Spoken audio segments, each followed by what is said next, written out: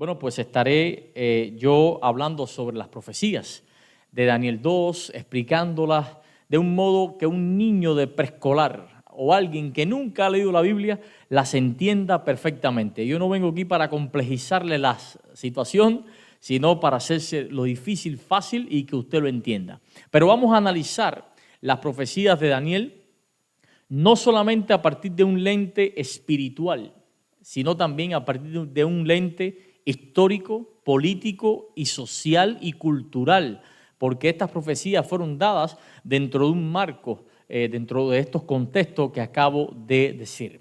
Entonces, Daniel 2 es el bosquejo fundamental que usted tiene que dominar para entender Daniel 7, Daniel 8, Daniel 9, Daniel 10 y todas las profecías que tienen que ver con el fin del mundo desde un punto de vista apocalíptico. Así que por eso es que vamos a pasar tiempo estudiándolo, porque Daniel 2 es la base. Así que el rey tuvo, ¿qué cosa? Un sueño. Yo no voy a leer la narrativa completa porque ya ustedes la conocen, pero si pudiera resumirla, la resumiría de este modo. El rey Nabucodonosor II tuvo un sueño y mandó buscar a todos los sabios, los adivinos, los magos de todo el imperio para que le ayudaran a descubrir la interpretación de este sueño, pero el hombre no quería decir que había soñado para saber quién le mentía y quién no. Así que la persona que tendría que interpretar ese sueño tenía que pasar por la experiencia de decirle al rey qué soñó y después darle la interpretación, y de este modo el rey se aseguraría que esa persona realmente está diciendo la verdad, está hablando cosas que son correctas, reales. Entonces, nadie en todo el imperio pudo, solo un siervo del Dios Altísimo llamado como Oscar, Daniel. Daniel llegó y le interpretó, no solamente le dijo el sueño, sino que le interpretó el sueño. ¿Y qué fue lo que vio este hombre? Este hombre vio una estatua grandísima, donde la cabeza era de oro, el pecho y los hombros, o sea, los brazos, eran de plata, el abdomen, el vientre y los muslos eran de bronce, las piernas, o sea, los pies eran de hierro, y las piernas abajo eran de hierro y barro ligado. Pero también vio el rey una piedra gigantesca no cortada por mano humana y dio en esa parte de los pies y quebró la estatua completa. Entonces el rey quería saber qué significa eso y Daniel le dice: tú, oh rey, veías y he aquí que una gran imagen, esta imagen que era muy grande y cuya gloria era muy sublime, estaba en pie delante de ti y su aspecto era como terrible. La cabeza de esta imagen era de ¿qué cosa? Oro fino, su pecho y sus brazos de plata, su vientre y sus muslos de bronce, sus piernas de hierro, sus pies en parte de hierro y en parte de barro cocido. Estabas mirando hasta que una piedra fue cortada, no con mano humana, e hirió la imagen en sus pies de hierro y de barro cocido y los desmenuzó.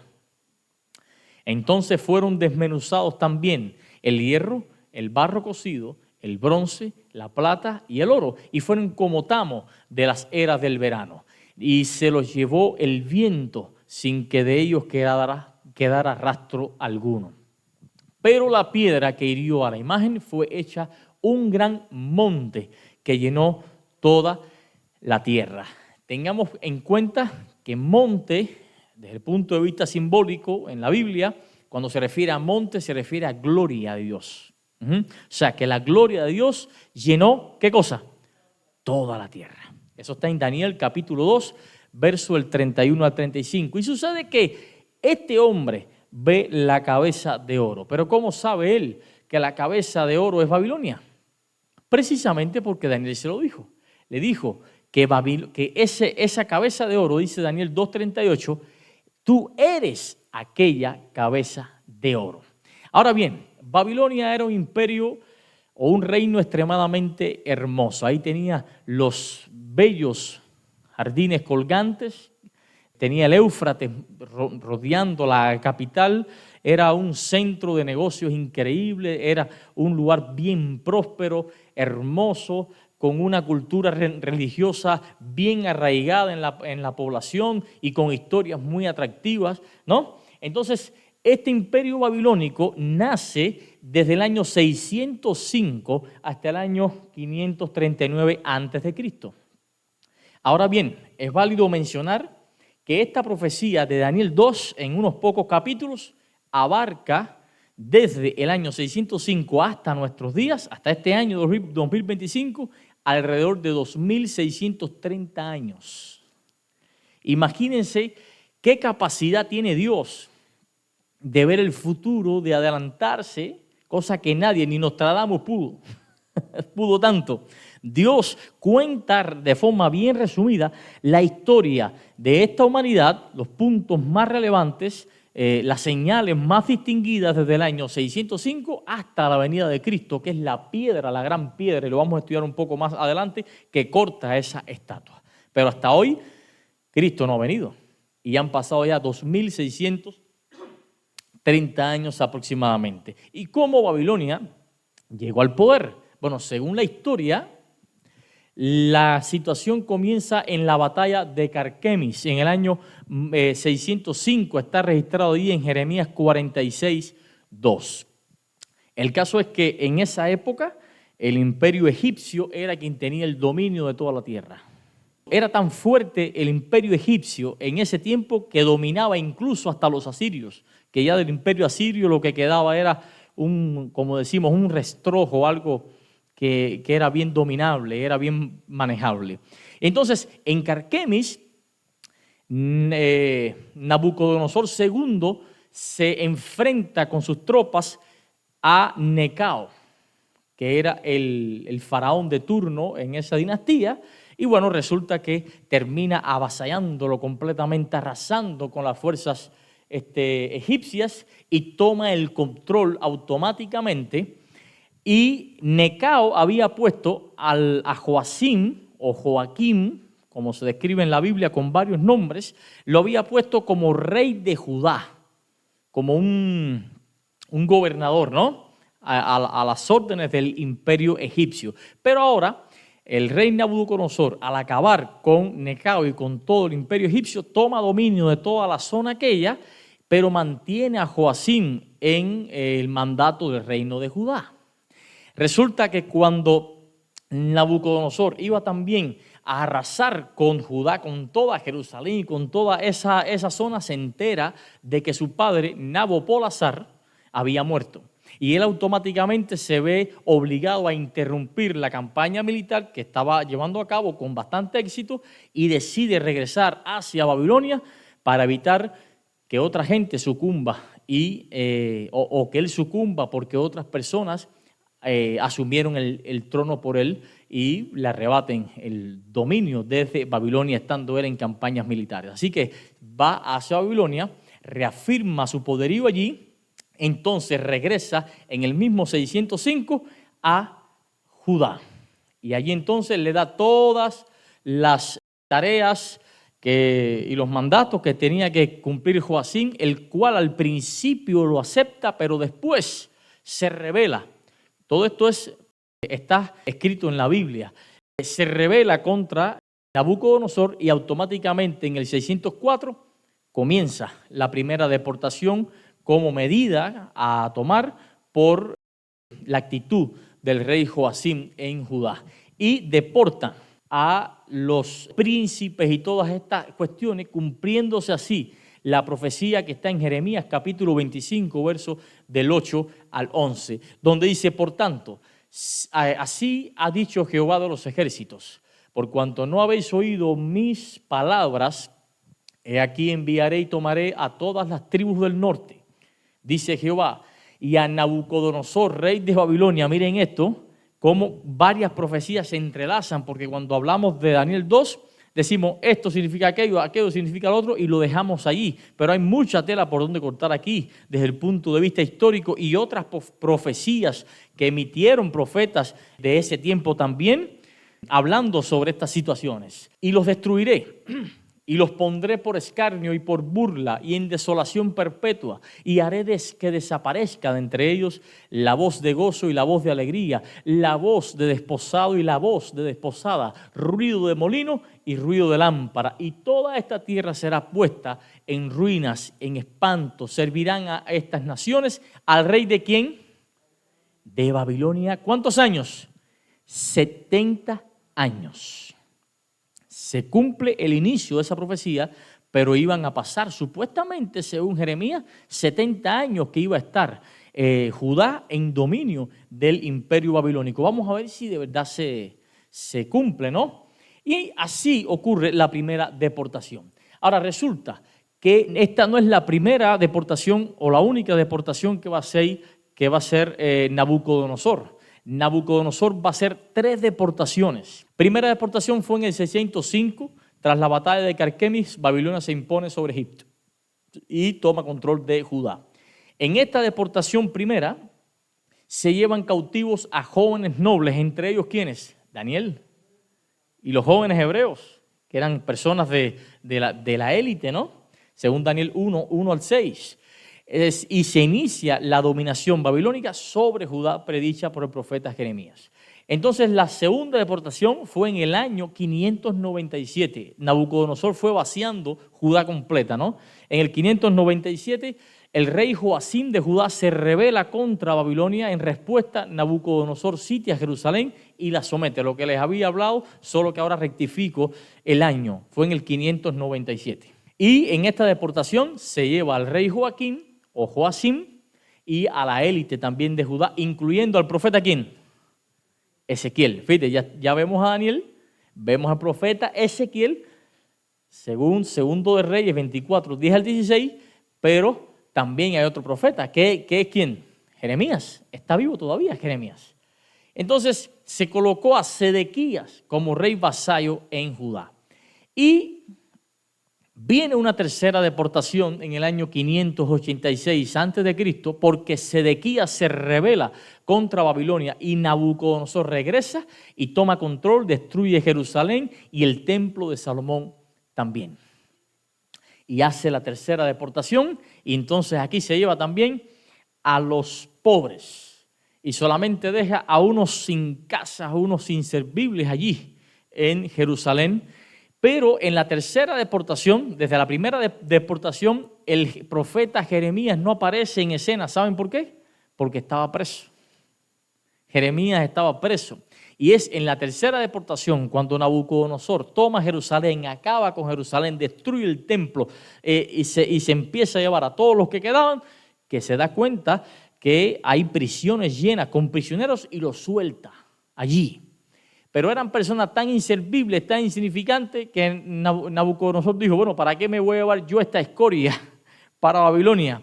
Estos que se queden aquí pasando trabajo y pasando hambre, porque allá van a ser un estorbo. Y ahí se queda Jeremías, que más tarde fue llevado con otros rebeldes que los obligaron a abandonar Judá y vivir en Egipto. Por allá también predijo muchas cosas. Lleva al resto del pueblo cautivo, según Segundo de Reyes 25, 1 al 21. Entonces, el resumen de las fechas son estas. 605 a.C. Primera deportación, se van Daniel y los nobles judíos. Segunda deportación, 597, se va el rey Joaquín y Ezequiel. Tercera deportación, este hombre, Nabucodonosor, destruye Jerusalén, destruye el templo y libera a Jeremías. Así se describe como la cabeza de oro, Babilonia, y está en su máximo esplendor. Pero el tiempo pasa y hay una profecía en Daniel 2 que anuncia el fin del reinado del imperio babilónico. Y se encuentra en Daniel 2, verso 39. Dice allí, y después de ti se levantará otro reino inferior. Vamos a ver de qué manera se cumple esta profecía. Resulta que cuando estaba en su máximo esplendor, después de 43 años Nabucodonosor dominando perfectamente el imperio, Nabucodonosor muere en el año 562 a.C. En su lugar reina su hijo, Amel Marduk. Marduk es un nombre de uno de los dioses babilonios de la época. Entonces, ese fue el segundo nombre del hijo de Nabucodonosor. Amel Marduk, también llamado Evil Merodach, en la Biblia mencionado en Segundo de Reyes, capítulo 25, versos 27 al 30. Y reinó 2 años solamente, porque su cuñado lo mata. Y en su lugar, por supuesto, asume el cuñado, Neriglissar, desde el 560 al 556. Ese reinó 4 años porque también tiene problemas, pero el hijo lo sucede, Labashi Marduk, y reinó unos pocos meses porque fue asesinado por una conspiración. 3 meses y algo, 3 meses y 10 días exactamente. Miren cómo se va degradando la jerarquía del imperio babilónico. Entonces fue asesinado por conspiración y en su lugar asume Nabonido, que no era ni hijo ni pertenecía al linaje real, más bien hizo algunas jugadas y se coló dentro del mandato del imperio, y Nabonido se convierte de esta forma en el último rey de Babilonia. Pero por cuestiones políticas, también religiosas y por cuestiones también económicas, se pasa más tiempo fuera de la capital del reino que allí, porque este hombre creía en otro dios supremo que no era Marduk, que era el dios de los babilonios. Así que eso le trajo problemas con los sumos sacerdotes de la época y tuvo situaciones. Y para evitar enfrentamientos fuertes con ellos, siempre pasa más tiempo fuera y en su lugar pone como corregente ¿a quién? A su hijo Belsasar. Belsasar, como corregente, fue derrotado por Ciro el Grande, lo que marcó el fin del imperio babilónico en el año 539. Ahí cae automáticamente. Pero ¿cómo cae? Hace una cena, una fiesta tremenda donde invita a más de 1500 príncipes en el palacio, lo describe Daniel, y en medio de esa festividad aparece una escritura, una mano que escribe en la pared, Mene, Mene, Tekel, Uparsin. Y la gente dice, ¿y esto qué cosa es? Porque no es nuestro idioma, no lo conocemos. Este hombre llama a Daniel y le dice, mira, yo he sabido, yo he escuchado hablar de ti, que tienes tremendo testimonio, que eres un gran profeta, ahora dime qué quiere decir eso. Y entonces Daniel le dice lo que es. Básicamente es, esa noche caería el imperio babilonio. Y entonces se cumple la primera fase de la profecía de la estatua de oro, de metal de Daniel capítulo 2. Yo pues he oído de ti que puedes dar interpretación y resolver dudas. Si ahora puedes leer esta escritura y darme su interpretación, serás vestido de púrpura y un collar de oro llevarás en tu cuello y serás el tercer señor en el reino. ¿Por qué el tercer señor? Porque el primero era su padre, Nabonido. El segundo era él y el tercero, bueno, es el puesto que le promete él a este hombre, ¿no? A Daniel. Pero Daniel sabe lo que viene. Hoy, después de tantos miles de años, esto es lo que queda de aquel grande y majestuoso imperio llamado Babilonia. De hecho, en otras partes del libro de Daniel, Daniel se acuerda de la profecía de Jeremías, donde predice que a los 70 años caería el imperio y ya decía, falta poco, falta poco. Y efectivamente se cumplió en el momento exacto cuando pasaron 70 años. De esta manera cae la cabeza de oro y viene entonces así el fin del imperio babilonio. Y esa misma noche, producto de una desviación del río Éufrates, los medo-persas lograron entrar por la parte de abajo de las fronteras del imperio babilonio y así fácil lograron tomar control de todo. Esa es la cabeza de oro. El próximo miércoles vamos a hablar sobre la historia y cómo se cumplen varias profecías respecto al imperio medo-persa. Oramos. Eterno Dios que estás en el cielo, La historia de este mundo ha denotado que realmente tú estás al control, tú tienes en tus manos las riendas